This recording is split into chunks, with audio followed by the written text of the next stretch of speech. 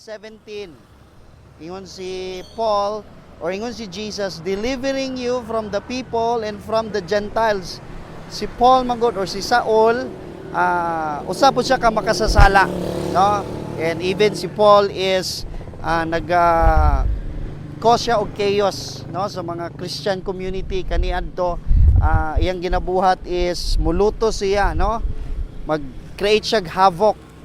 So pero sa grasya sa Ginoo, si Saul, which is si Paul, no, gi-anoint pud sa Ginoo, gitawag sa Ginoo. So susama kanimo og kanako nga makasasala kaniadto, pero because of the grace of God, because of Jesus Christ, nausab iyang life. Nya si Paul karon is ginatawag sa Ginoo aron pagsangyaw sa good news, which is si Jesus Christ. So niyon sa 18 or even 17, delivering you from the people and from the Gentiles, unto whom now I send you. Sa 18, to open their eyes. Morning desire ni Jesus is to open our eyes. To open our eyes, o to open their eyes and to turn them from darkness to light. So naagyoy darkness, naagyoy light. So when we say darkness, sin gyud na, kay Satan gyud na. But ang good news is giyon diha and from the power of Satan unto God. So desire ni Jesus, once ma-open atong eyes, inyuhang eyes, my eyes, from darkness, from the power of Satan unto God. Aron makaila ta kan Jesus, aron dili ka na mahadlokon, aron na ay joy, na ay peace, na ay direction, no?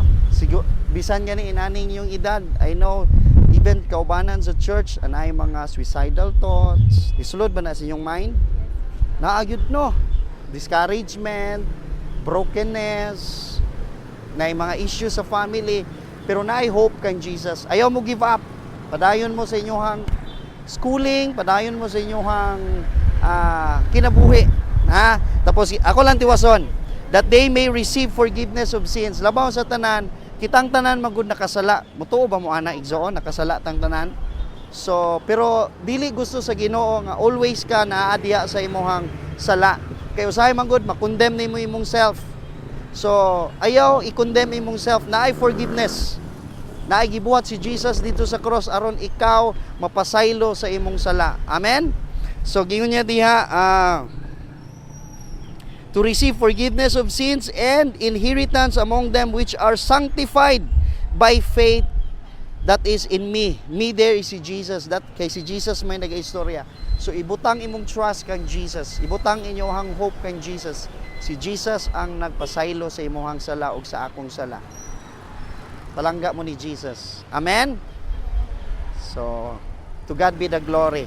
Salamat sa inyong time. Igsoon. Ako dahil si Pastor Herman. So naara pod ang church diya sa May Miranda. So sige, salamat.